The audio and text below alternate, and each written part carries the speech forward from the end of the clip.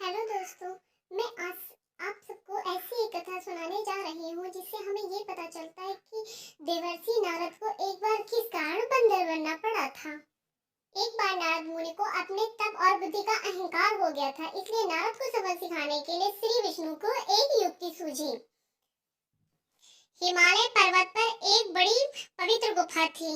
उस गुफा के निकट गंगा नदी बहती थी। वह परम पवित्र गुफा नारद जी को अत्यंत सुहानी लगी। वहां पर पर्वत, नदी और वन को देखकर उनके हृदय में श्री हरि विष्णु की भक्ति अत्यंत बलवती हो उठी। वो वहीं बैठकर तपस्या में लीन हो गए, जिसे देखकर इंद्र को लगा कहीं नारद मुनि तपस्या करके हमारा इंद्रासन न ले, इसलिए उन्होंने कामदेव जी को नारद मुनि की तपस्या भंग करने के लिए उनके पास भेज दिया। वहां पहुंचकर कामदेव ने अपनी माया से वसंत ऋतु को उत्पन्न कर दिया। पेड़ और पत्तों पर रंग बिरंगे फूल खिल गए और कोयल कूकने लगे और भौरे गुंजार करने लगे।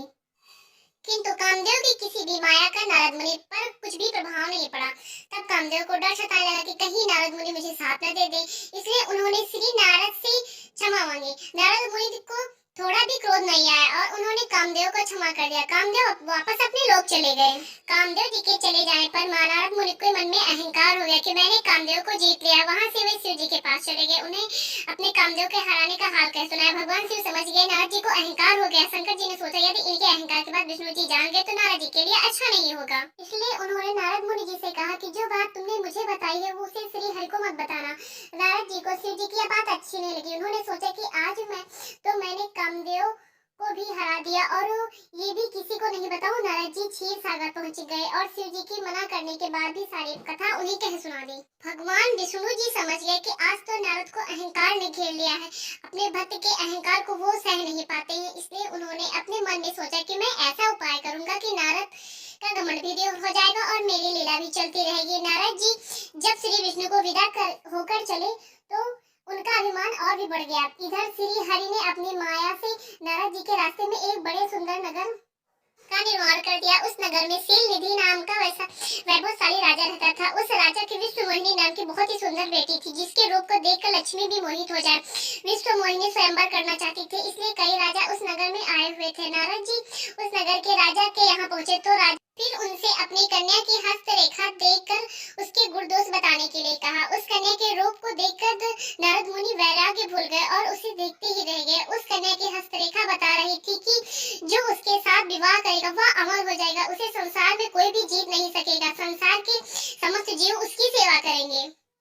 यह बात नारद मुनि ने राजा को नहीं बताई और राजा को अपनी ओर से बनाकर कुछ और अच्छी बातें कह दी। अब नारद जी ने सोचा कि कुछ ऐसा उपाय करना चाहिए कि यह कन्या मुझसे विवाह करे।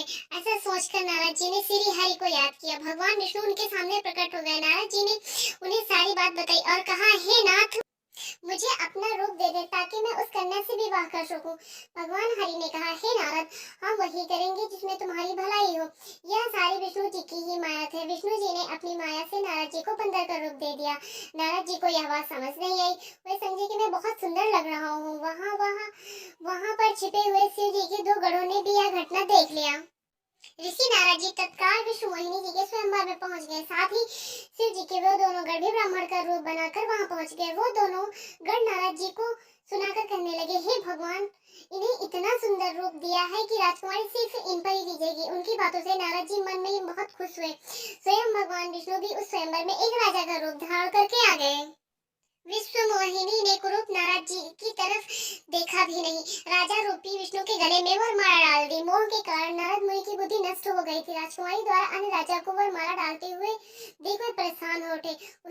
उसी समय शिव जी के गणों ने ताना कसते हुए नारद जी से कहा, जरा दर्पण में अपना मुंह तो देखिए। मुनि ने जल में झाँक कर अपना मुंह देखा और अपने गुस्से में आकर उन्होंने शिव जी के उन दोनों गणों को राक्षस हो जाने का शाप दे दिया।